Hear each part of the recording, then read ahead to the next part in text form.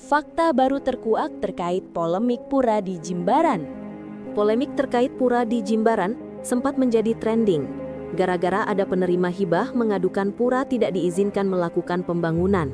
Hingga akhirnya ada tuduhan ke PT Jimbaran Hijau melakukan penutupan akses beberapa pura. Kasus ini sebenarnya sudah dimediasi di Kelurahan Jimbaran.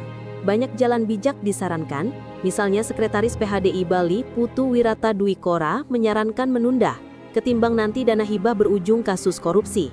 Kemudian tetap ada aksi yang dipimpin Bendesa Adat Jimbaran Gusti Rai Dirga. Namun aksi ini malah dipertanyakan salah satu klien adat Imade Suwanda.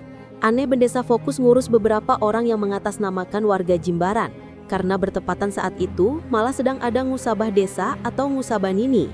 Suwanda banyak memberikan pemahaman, termasuk bahwa kasus yang sama sudah 3 kali kalah dan dimenangkan pihak PT Jimbaran Hijau. Apalagi langkah Bendesa yang segera habis masa jabatan itu tanpa paruman. Saran bijak juga muncul dari mantan Wakil Ketua LPM Jimbaran Nyoman Suratna.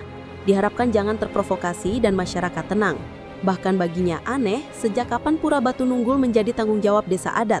Hingga akhirnya muncul sikap tegas dari Ketua Pengempon Pura Dalem Batu Maguwung Jimbaran, I Nyoman Saputrayasa, memberikan klarifikasi, pada intinya info yang disampaikan penutupan pura dan lainnya itu sesat dan menyesatkan. Yang di sini ingin mengklarifikasi sedikit mengenai apa yang terjadi di media sosial kurang lebih 2 hari atau 3 hari yang lalu, di mana di media sosial tersebut saya membaca postingan atau melihat video yang menyatakan bahwa ada beberapa pura yang tidak mendapatkan jalan atau jalan itu ditutup aksesnya oleh pihak PT Jimbaran Hijau. Saya mau klarifikasi di sini bahwasanya pura dalam Batu Megong itu tidak benar tidak mendapatkan akses. Seperti Semeton atau saudara-saudara semua dari Jimbaran bisa melihat aksesnya.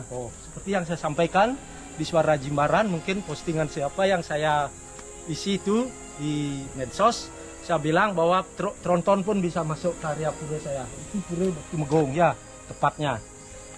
Jadi tidak benar adanya berita yang menyatakan bahwa pura Batu Megong tidak dapat akses atau tidak diizinkan jalan atau tidak mendapatkan jalan dari pihak PT. Itu tidak benar adanya. Itu aja yang saya mau klarifikasi. Terus yang kedua, mengenai pura yang terletak di Batu Mejan atau di Bene, tepatnya di Pantai Bene, itu yang namanya Pura Batu Merejeng, itu juga akses kita mau melakukan persembahyangan ke sana, itu sangat-sangat ditiker oleh pihak hotel, Raples terutama ya. Satu, kita diantar ke tempat atau tempat persembahyangan memakai bagi. Terus selesai sembahyang, kita diantar lagi kembali ke parkir atas untuk mengambil sepeda motor, kembali pulang. Dan upacara yang kita lakukan 5 tahun sekali, mungkin yang namanya ngaturan hidangan, itu juga sangat-sangat disupport baik dari pihak PT Jimbaran Hijau, pihak manajemen Raples juga memberikan akses yang sangat bagus. Bahkan kemarin terakhir kita melakukan persembahyangan ngaturan hidangan itu, kalau tidak salah di bulan April apa Juli itu ya kita lakukan, itu betul-betul sekali diperhatikan. Bahkan pecalang desa adat Jimbaran pun kita diberikan oleh manajemen Raples dan Jimbaran Hijau. Artinya apa? Kita sebagai masyarakat atau kita sebagai pengempon Pura Batu Megong dan notabene yang juga harus terlibat di Pura Batu Merejeng itu benar-benar diperhatikan oleh pihak PT Jimbaran Hijau, benar-benar juga diperhatikan oleh pihak manajemen Raples, dan kita selalu bersinergi. Terima kasih, hanya itu yang bisa saya klarifikasi untuk apa yang sudah viral di media sosial mengenai Pura Batu Megong juga tidak dapat jalan. Itu tidak benar adanya. Terima kasih. Om Santi Santi Santi Om. Dengan fakta-fakta ini, cukup membenarkan rumor bahwa ada tangan-tangan pihak tertentu bermain menggerakkan pihak-pihak tertentu dengan tujuan kepentingan atau keuntungan pribadi.